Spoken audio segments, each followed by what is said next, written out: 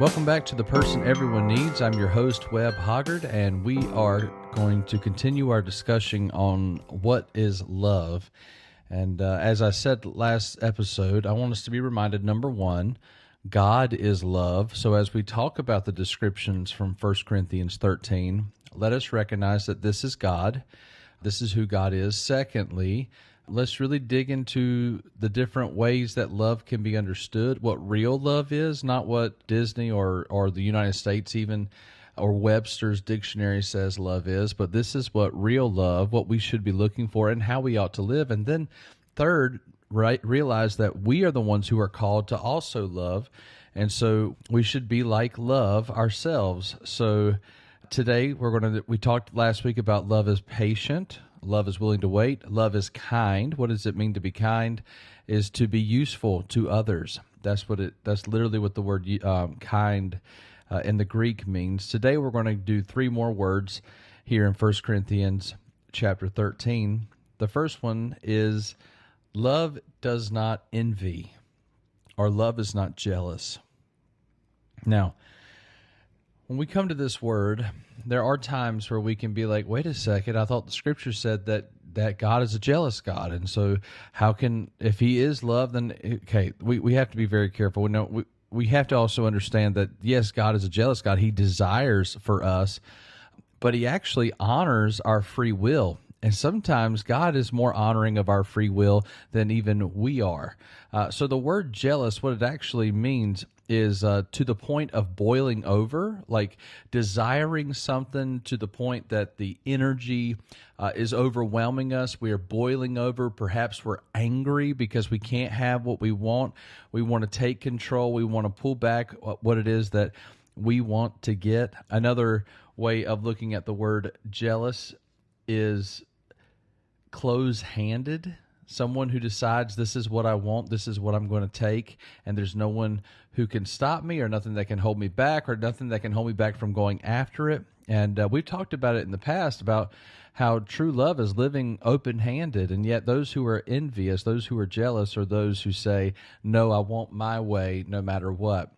God's will eventually and ultimately be done, but I believe and understand through Scripture and through what I see happening in this world, God is a lover and someone you can trust to honor your free will. He'd love to have you. He'll do anything he can to save you if you'll reach out to him. But in the greatest of essence, he is going to honor the will that you have decided to have. That's why it's such an important thing to choose Jesus, to choose heaven over hell, because he does give us the free will to decide that. And so if that's the case with God, how much more should we be people who honor other people's free will, that when there's a circumstance that we can't get what we want, we should be people, instead of always financing what we want or trying to manipulate to get what we want, or change the circumstance, or to complain that things are not fair because we don't get to have what we want. Instead, real loving people live life wide open, with their hands wide open, because the things that we set our hearts on are God. They're spiritual. They're things that God can convince us and give us when it's his time. But when we are people who are pining after things in this world, it's not a good look, and ultimately will always diminish true love, which is, caring about others over ourselves. Being envious and jealous of what other people have will always damage relationships. When you can't celebrate other people's great moments, it'll damage the relationship. And so love does not envy. It is not jealous. It doesn't look to other people's lives and say, it must be nice to be them. It must be nice to have what they have. But love is content with what you have and seek to serve others, because of that envy is not ever in you. You never want a relationship for what you can get out of it. Is what you can serve. The second, what love is not in this area, is love does not boast. It's not a show off.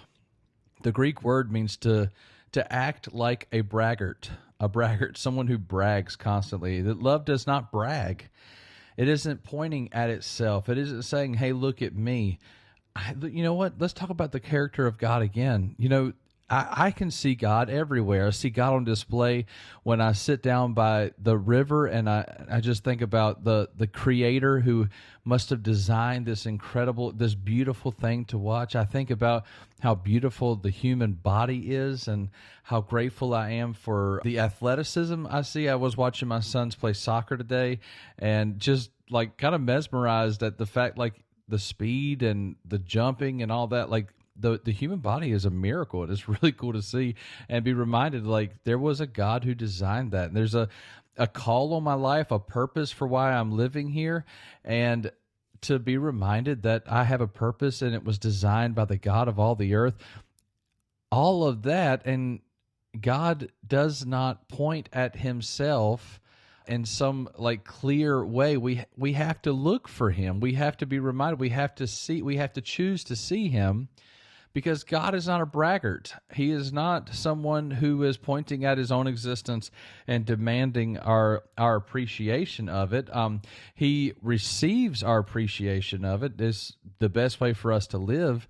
But the truth is, God does not walk around arrogantly pointing at himself.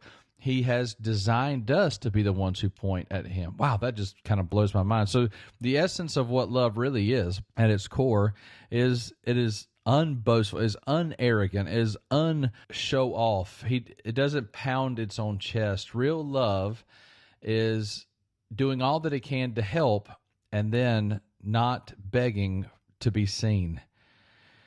Now, I know a lot of people who are able to do like the miraculous. They're able to be more helpful than you can ever imagine, but at the same time, there is a part of them that wants to be recognized for that. And they may say they're not, I don't care to get credit, but then it really bothers them if somebody else gets credit. Maybe that's just something you need to watch out for, is all I'm saying. Because love does not show off. Love does not brag. And the last thing I want to tell to you is love is not prideful. The Greek word literally means to puff up. It's not prideful. It doesn't puff itself up, or it doesn't inflate itself. It doesn't have a fragile ego. That's something really to think of it that way. So do you ever catch yourself defending yourself or trying to explain your side of the story, or to tell somebody or reveal to somebody how you were more helpful or you did more than what other people recognize or appreciate? Have you ever had moments in your life where you thought, I'm not getting the credit that I should be getting, and so you try to inflate yourself in front of others? Now, that doesn't mean to deflate. I want you to understand, like, when we look at these terms, we shouldn't think of what the opposite of these terms are and try to emulate those. What we should do is exactly what the Bible says, which is, if it says do not inflate, do not inflate. It's not to deflate yourself, or again, we're really coming down to the idea of humility, which C.S. Lewis said, humility is not thinking less of yourself, it's thinking of yourself less. So it's not about trying to degrade you, and it certainly would never be about upgrading you. It's just about, why don't you focus on how to serve others and not worry about so much yourself getting or being served. That's what's being offered here. This is what love is. So this is who God is. God, he is not puffed up. He is not inflated. He does not conflate himself in order to gain interest from other people. And so therefore, love does not do that. And then lastly, let's end it. Let me ask you today, are you envious? Do you catch yourself looking at other people's lives or circumstances or even what they have and wishing you had it for yourself? Do you catch yourself getting angry or boiling over? Are you white-knuckling this life? Are you clutching things? Are you close-handed when it comes to what God is bringing into your life and giving or taking away? Are you a show-off? Are you bragging? You say, no way, no one would even notice me. Nobody would ever see who I was. Of course I can't be a braggart. But do you constantly catch yourself defending yourself or trying to give your perspective or your side of the story? Is there some insecurities in you that you feel like you're constantly having to fill the void? As I'm saying that, man, that hits me right between the eyes, because I'm constantly over-explaining myself, worried to death that somebody might not see me exactly right. But real love doesn't worry about how I'm seen. Real love just worries about serving. God does not inflate, and neither should I. I should not try to let people know how important I am or that I have something to offer. I should live my life wanting to serve others and trust that if God wants to bring people around me for me to influence, then he is able to do that. I don't want to be puffed up. I don't want to be inflated like a balloon. I don't want to walk around like an egotistical person who is easy to offend and easy to embarrass because I'm not believing my actual worth or who I actually am. I don't want to be known as the guy who's filled with hot air. I want to be a person of substance because I believe that those who love, they don't have to worry about tooting their own horn. They're confident and settled in the place of God's love. And the people who are settled in that way, those people who are constantly loving others, those are the people everyone needs. See you next week.